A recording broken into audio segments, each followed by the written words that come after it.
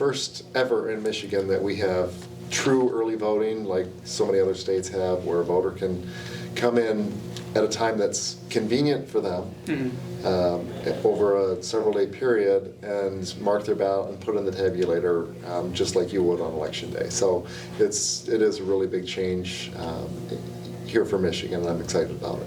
For the presidential election, we expect it to be a lot busier.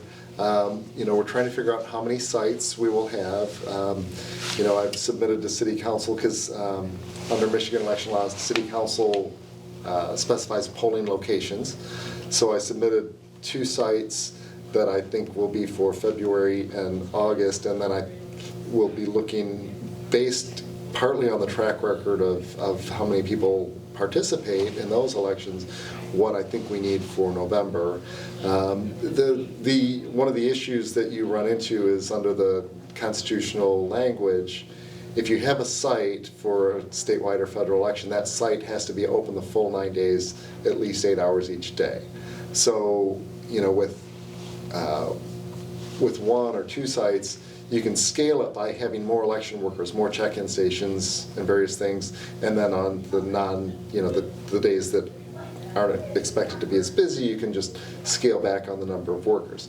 Whereas if you have a site, you have to staff it at least 72 hours of voting, plus opening and closing. So really it's more like 85 hours. So there's some of those considerations of trying to be responsible with the taxpayer funds and serving the public without having people wait in line for hours.